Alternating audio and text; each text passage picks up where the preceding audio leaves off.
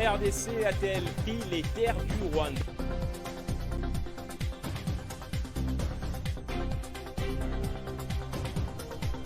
C'est ce qui serait même à la base du problème du Congo sur le plateau. On sera avec un historien pour en parler, le professeur Alexis Mbikaï Mundeke, qui d'après lui, les propos de Paul Kagame sont faux.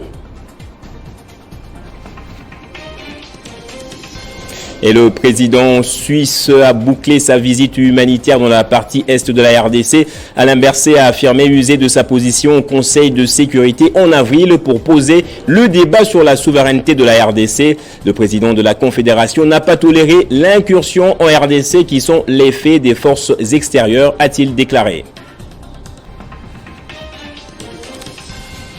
Et l'actualité en Afrique, c'est encore une fois le Soudan déstabilisé par les affrontements entre l'armée régulière et les groupes paramilitaires RSF. Des tirs ont retenti encore ce dimanche. Les deux camps ont annoncé l'ouverture de couloirs humanitaires.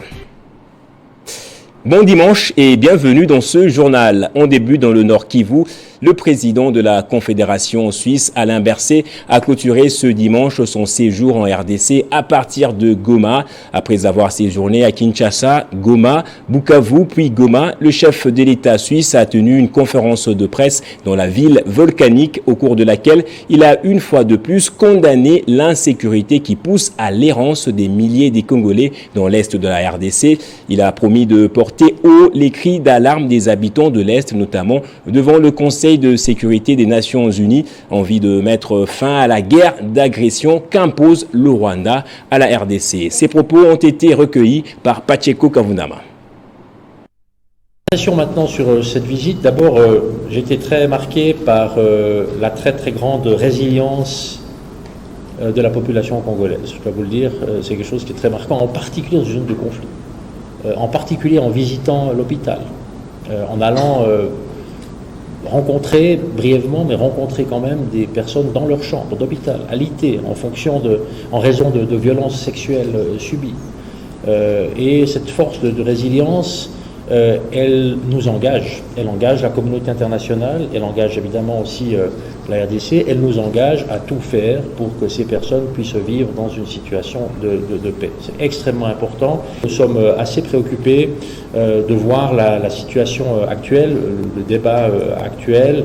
Et c'est clair, il y a besoin de moyens, c'est clair, il y a besoin de faire des bilans, de rediscuter de l'engagement de la communauté internationale dans le cadre qui est celui que l'on connaît dans l'Est de la République démocratique du Congo. Mais cette situation, elle est vraiment très préoccupante avec les groupes armés, avec l'influence d'autres pays. D'ailleurs, nous avons été très clairs depuis le début de la visite.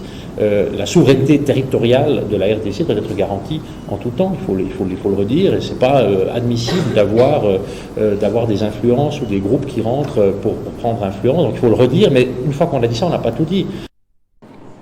Restons encore un peu dans le Nord Kivu où ont débuté ce dimanche les travaux d'asphaltage de l'avenue Kasiksi au quartier Mapendo, communément appelé Birere à Goma. 600 mètres sont concernés par ces travaux qui s'inscrivent dans le cadre du programme de 100 jours du président de la République.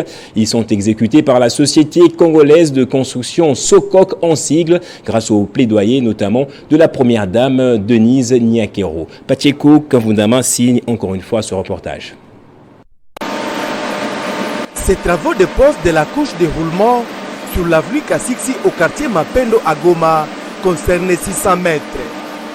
Les habitants de ce quartier populaire appelé Birere remercient le président de la République pour avoir initié ce vaste programme de 100 jours dont les travaux se poursuivent ces jours. Ils remercient également la première dame Denise Niakero pour son plaidoyer pour la modernisation des différents tronçons de Goma. Nous remercions d'abord le Dieu qui a donné le consentement à nos initiateurs de ces projets, tel que le président de la République démocratique du Congo, M. Félix Tshisekedi Tshilombo. Nous remercions aussi Mme Niakero qui a financé notre projet ici.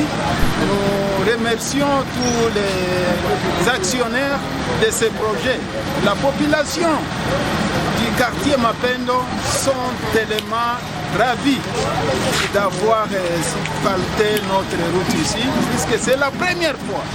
Je suis ancien de ce quartier, je suis ici depuis 1978.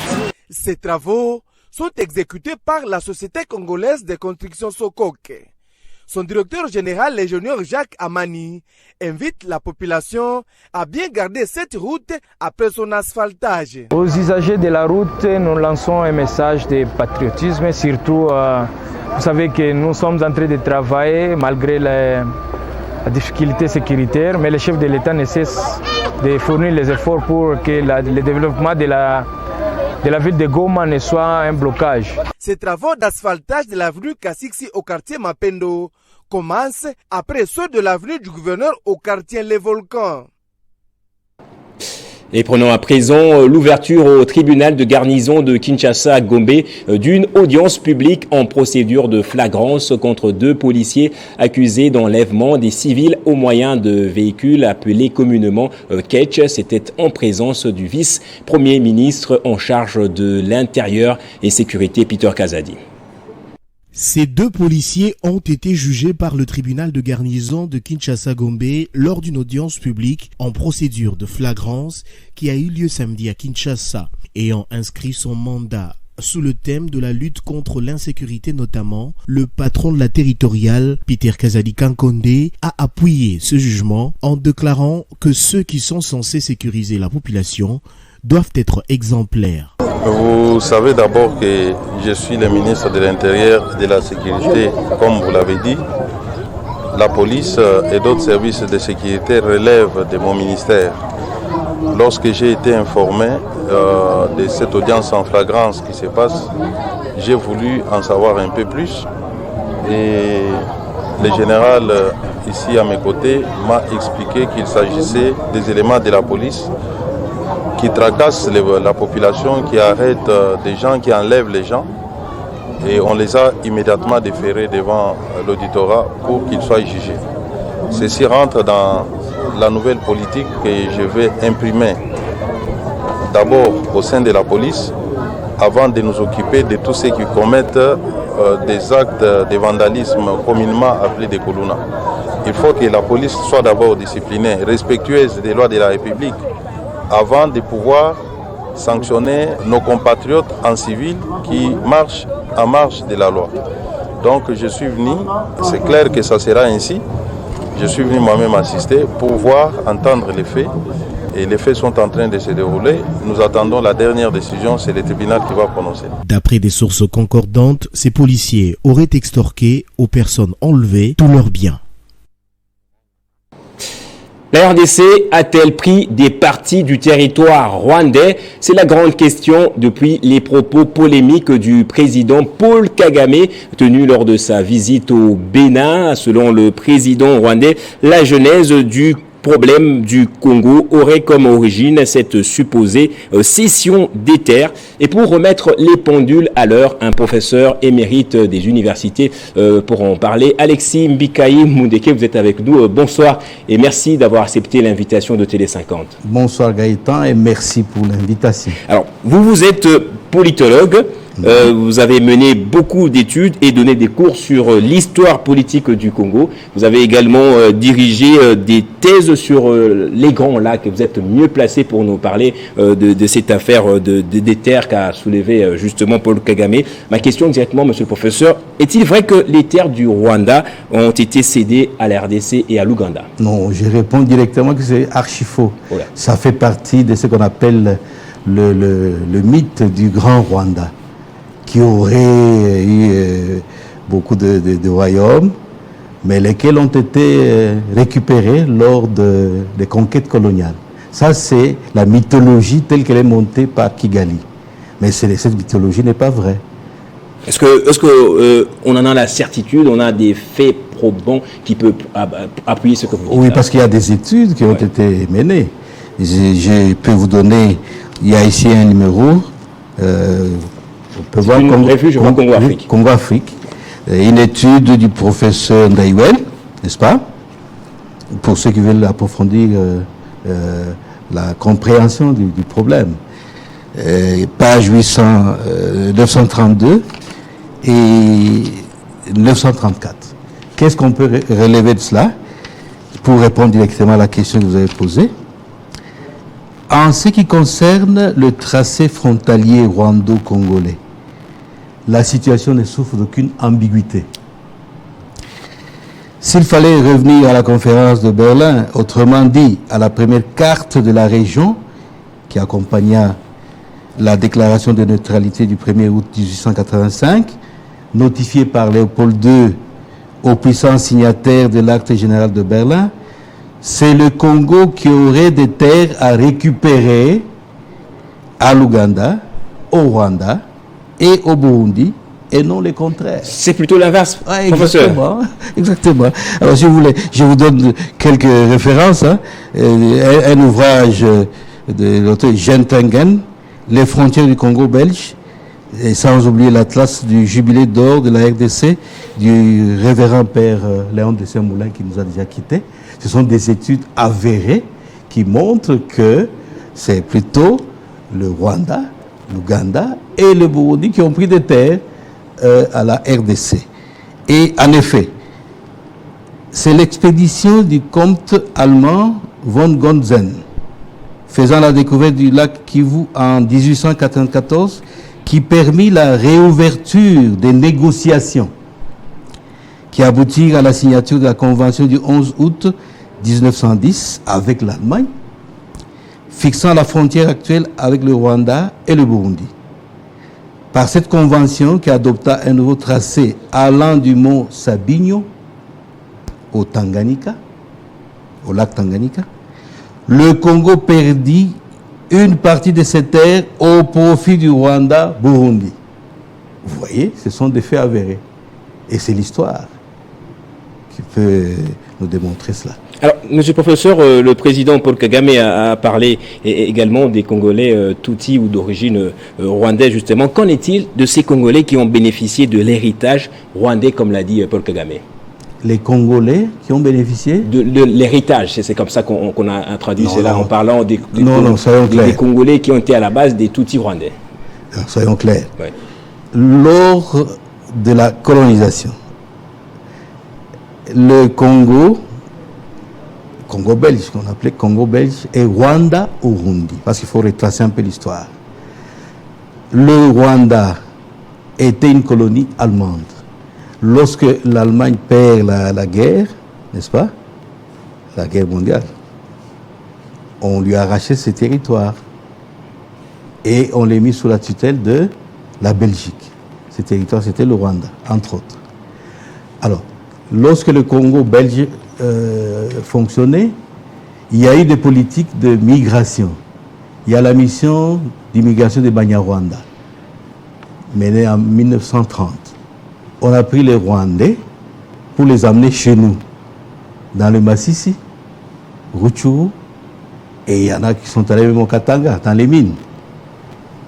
C'est-à-dire, ces gens ont été transplantés chez nous. Ils ne sont pas d'ici, ils n'avaient pas de terre ici. Parce que le Congo a été formé par fusion des territoires, des royaumes, des chefferies. On les a mis ensemble pour former ce que nous voyons aujourd'hui comme RDC. Alors, les Rwandais, les Banyarwanda, ont été transplantés par la politique coloniale belge ici chez nous pour des raisons économiques. Ils devaient travailler dans l'agriculture et au Katanga dans les mines. Donc, ceux qui se trouvent au Massissi ont été transplantés. Merci. Merci beaucoup, monsieur le professeur, pour tout cet éclairage. Vous avez des livres à nous recommander rapidement? Et, il y a des ouvrages pour ceux qui veulent bien approfondir l'affaire. Hein. Et il y a cette revue de Congo-Afrique, numéro 548, octobre 2020. Oui. Un autre numéro 566, juin, juillet, août 2022. Et là, il y a la question de l'ethno-nationalisme. Banyarwanda, Banyamulenge, qui sont au cœur du caractère interminable des conflits armés en RDC. Parce qu'ils cherchent, ils revendiquent des terres. Mais qui sont des terres sur lesquelles on les avait transplantés, comme des réfugiés. Ça, il faut bien les noter. Merci beaucoup, monsieur le professeur Alexis Mbikaï Mundeke, politologue, historien. Vous avez enseigné l'histoire politique du Congo et dirigé beaucoup des thèses sur les Grands Lacs. Exactement. Merci bien pour l'invitation. Et dans la suite de l'actualité, au Kwilu, près de 70 ménages se retrouvent sans abri au village d'Imalumbu, un des quartiers de la commune de Bassoko, situé à 12 km de la ville de Bandundu. Les habitations de ces familles se sont effondrées et emportées récemment par les eaux de la rivière Kassai qui ont inondé cette contrée. Cette inondation a occasionné l'écroulement d'au moins 68 maisons. Même la maternité de ce quartier rural de la commune de Bassoko est sous l'eau pour l'instant. Pour la population de cette province sollicite l'intervention des autorités en faveur des victimes qui manquent de tout et passent la nuit à la belle étoile. Et on va terminer au Soudan plutôt. Les affrontements entre l'armée et le groupe paramilitaire RSF se sont poursuivis encore ce dimanche. Près de 60 personnes ont déjà péri, dont 3 humanitaires. Les deux camps ont par ailleurs annoncé l'ouverture d'un couloir pour apporter de l'aide aux civils. Pour la deuxième journée de suite, les combats ont opposé ce dimanche l'armée soudanaise et le groupe paramilitaire. Il s'agit d'une lutte au pouvoir entre les deux généraux aux commandes depuis le putsch de 2021. 59 morts, bilan provisoire, dont 3 humanitaires. Le PAM a d'ailleurs annoncé la suspension de son aide après la mort de ses 3 agents.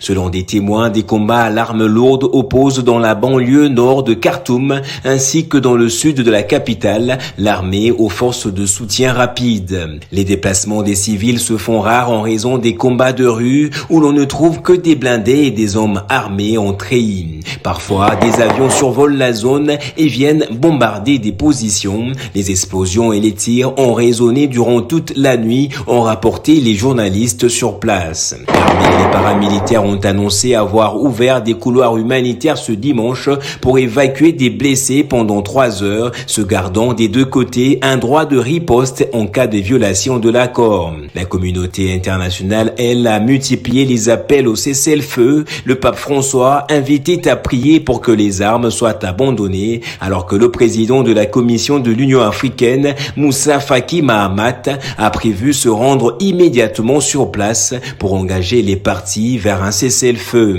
Les deux généraux Abdel Fattah al-Burhan et Emeti, anciens alliés lors du coup d'État de 2021, sont en désaccord sur la façon d'intégrer les RSF au sein de l'armée, disposition prévue dans le futur accord politique censé rendre à terme le pouvoir aux civils. Accord dont la signature a été par ailleurs reportée ces midi. Place au rappel des titres à présent. La RDC a-t-elle pris les terres du Rwanda? C'est en tout cas ce qu'a affirmé le président Paul Kagame en visite au Bénin. Vous avez suivi dans ce journal. Pour le professeur Alexis Mbikaï, c'est plutôt la RDC qui doit revendiquer des terres au Rwandais. Et le président suisse a bouclé sa visite humanitaire dans la partie est de la RDC. Alain Berset a affirmé user de sa position au Conseil de sécurité en avril pour poser le débat sur la souveraineté de la RDC. Le président de la Confédération suisse n'a pas toléré l'incursion en RDC qui sont l'effet des forces extérieures, a-t-il déclaré. Et en Afrique, c'est encore une fois le Soudan déstabilisé par les affrontements entre l'armée régulière et les groupes paramilitaires. Des tirs ont retenti encore ce dimanche. Les deux camps ont annoncé l'ouverture de couloirs humanitaires. Et c'est par ici que se referme ce journal. Merci à vous tous de l'avoir suivi et soyez toujours dans la joie, madame, messieurs.